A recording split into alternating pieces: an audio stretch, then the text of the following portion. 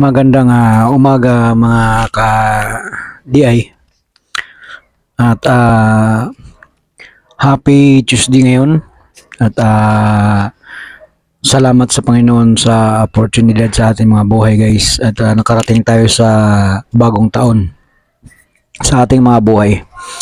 So for today's video guys ay unboxing ako ng isang bagay na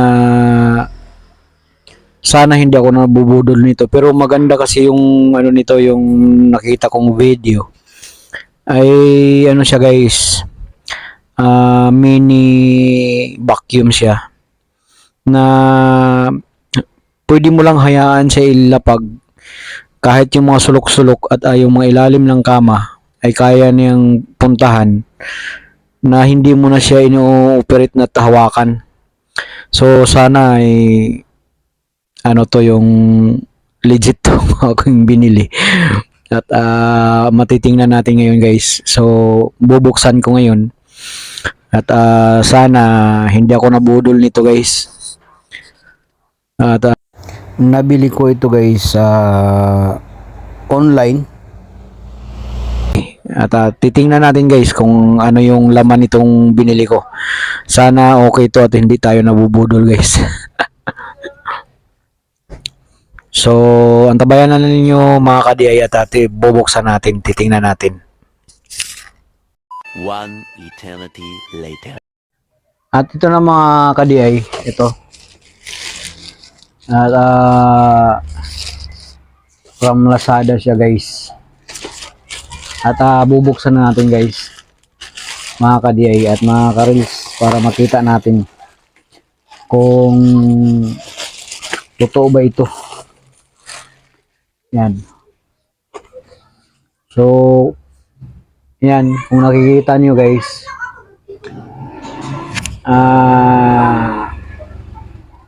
ang pangalan niya, Smart Robot Clean or Sweepin Robot. Ito siya guys, oh. Kung naninag nyo, yan ang hitsura niya guys, yan. May kulay siya na, ito yung mga kulay niya, may yellow, may puti, at may black. So titingnan natin dahil naka-check naman siya ng black, baka black to. Titingnan natin.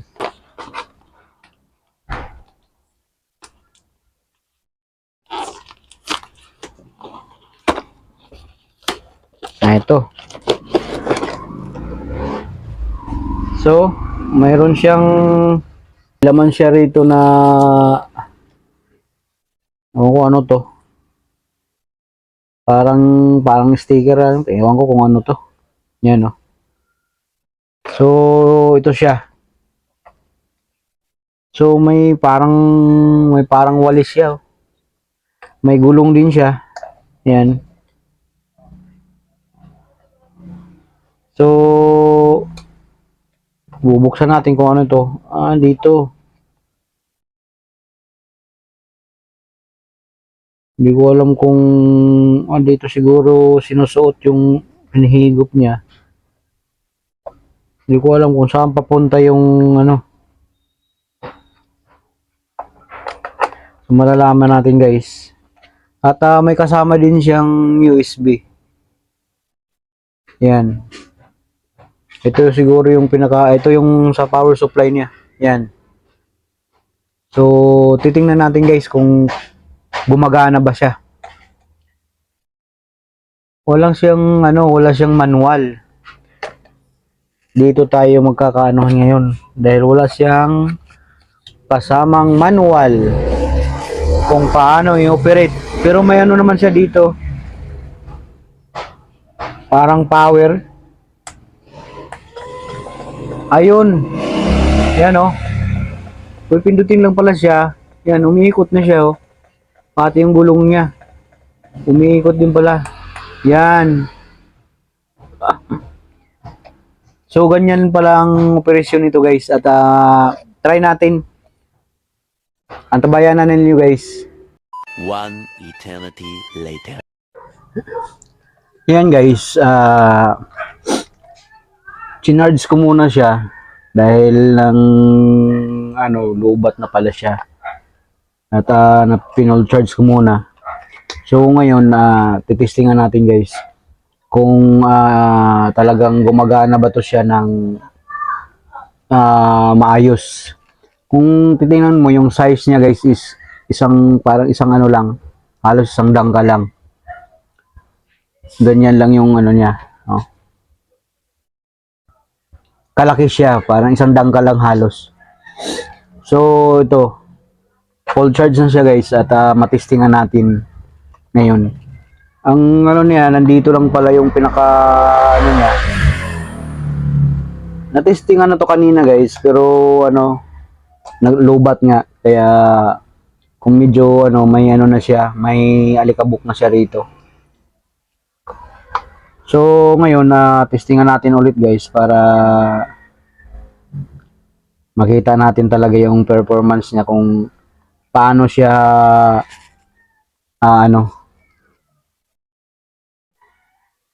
ka-recommendable. Lalo na doon sa may guys, yung may mga pet mahilig mag ng alaga ng mga aso, yung mga balahibo niya, di ba? Mahirap kasi walisin or lalo na kung nakasiksik doon sa ilalim na.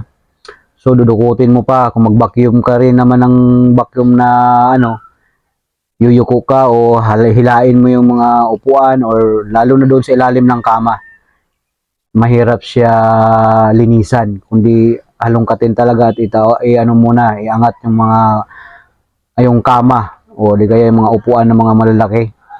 So pag ito ang gamit mo at lang siya, i-on mo lang siya, ilagay doon sa magkasya lang naman dahil ang kapal niya is halos 2 inches lang siya. Mga 2 inches ang kapal nito. So ngayon titistingan natin guys para malaman natin kung recommendable ba talaga itong Robo Cleaner. One eternity later.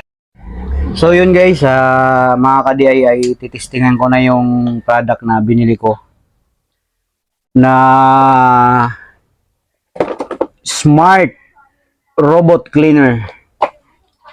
So pandarin ko na guys. Nandito yung aso ko. Pandarin natin. Yan tinitingnan ng aso ko.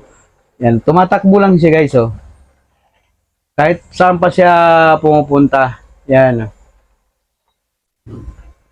Yan, papasok siya sa ilalim guys. Kung makikita nyo. Yan.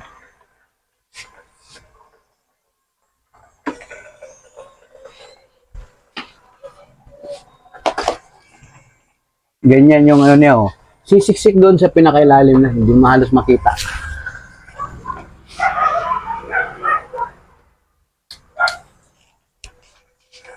Yan so mga sulok-sulok yan Hayaan mo lang siya. Ganyan yung ginagawa niya. Yan pumapasok siya doon sa ilalim.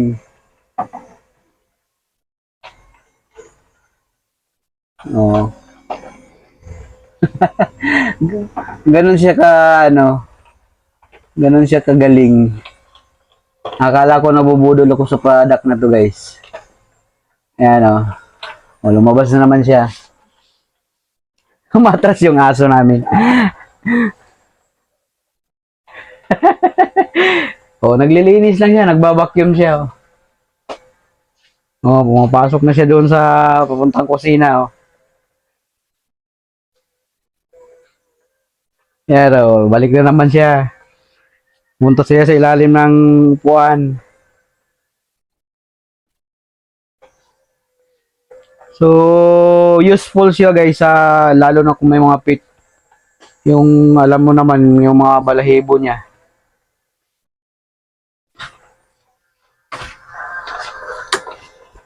Yan hayaan mo lang siya. So, wala ka nang kapagod-pagod. Nagbabacuum siya ng sarili niya.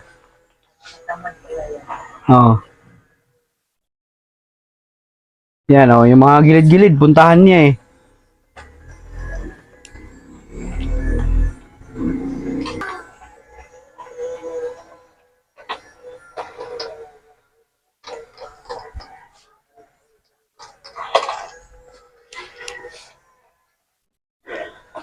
Pumapasok siya dun sa ilalim ng upuan.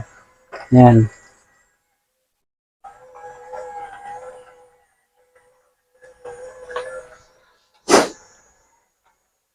So, ganun siya ka-useful gamitin, guys.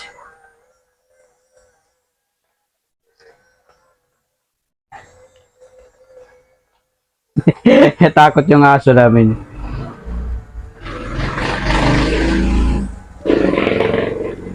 Yan.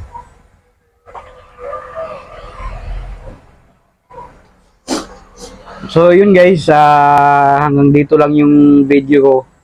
Pinakita ko lang sa inyo yung isang product na nabili ko na talagang okay naman siya gamitin, guys.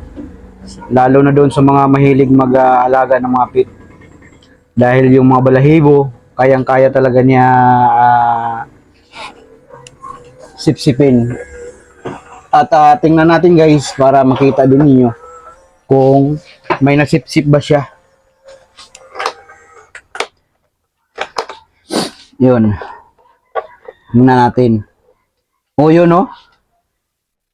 Tingnan mo naman yung ano niya, nasipsip na mga dumi. So, marami. Kadalasan, balahibo ng aming mga alagang aso, guys. Yan, no? So, yun, guys. At, salamat sa panonood ng aking video at hanggang dito lang, guys. At nawa ay kung gusto nyong malaman kung saan ko to nabili ay mag-iwan lang kayo ng comment sa video na to para mabigyan ko kayo ng link about sa smart robot cleaner, guys. So, God bless sa ating lahat and thank you sa panonood.